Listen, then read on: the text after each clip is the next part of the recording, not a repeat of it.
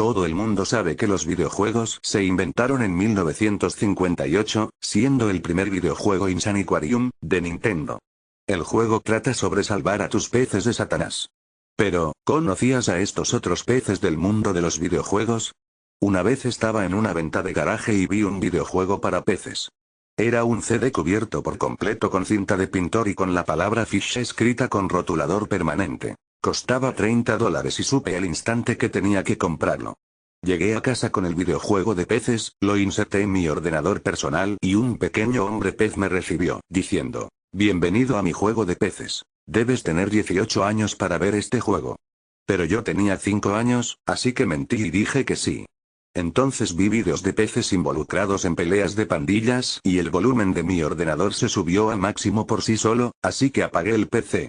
Sin embargo, mi madre lo escuchó, entró en mi habitación y me dijo: «¿Qué estás haciendo aquí? Detente». Yo respondí: «El hombre pez lo hizo». Ella se enfureció tanto que me agarró y me inmovilizó contra el suelo. Me aplicó un golpe de tierra sobre el pecho. Fui al hospital y el médico me dijo que nunca más volvería a pescar. En 1976, los Beatles lanzaron su exitoso álbum The Submarine, y una de las canciones trataba sobre peces.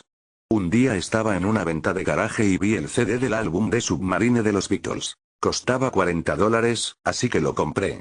Puse el disco en mi ordenador personal y. Una de las pistas consistía en John Lennon decapitando peces. Creo que ya no puedo seguir apoyando a los Beatles.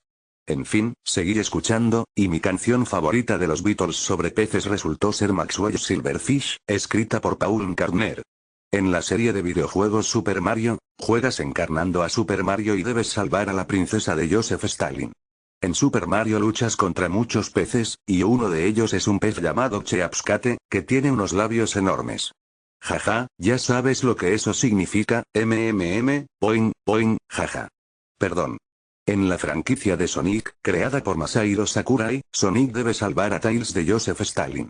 En Sonic the Hedgehog luchas contra un pez, pero en realidad no es un pez. Es un pez robot, lo cual no es un pez de verdad, así que no merece estar en esta lista, porque Masahiro Sakurai es una escoria mentirosa y despreciable.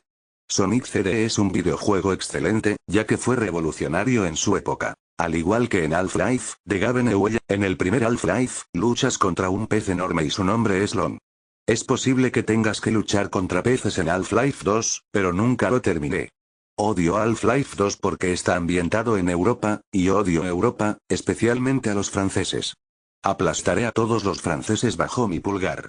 Una vez iba por la calle, camino a un Burger King, cuando vi a un francés. Como odio a los franceses, le di una paliza y le quité el dinero, pero luego lo que entiendo a Walter White. Una vez estuve en Nuevo México, pero vi a mucha gente calva, y odio a los calvos porque son la raíz de todo mal. Dios debería aplastar a todos los calvos bajo su pulgar. En fin, ¿de qué estaba hablando? Ah, sí, de peces.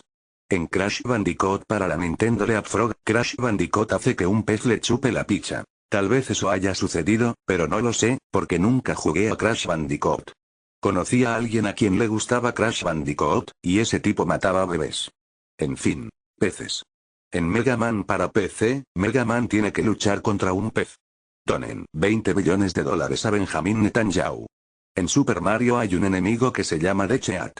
Una vez estaba jugando a Super Mario y vi un pez. Por eso dicen, nunca le mires el diente a un pez regalado, o algo por el estilo.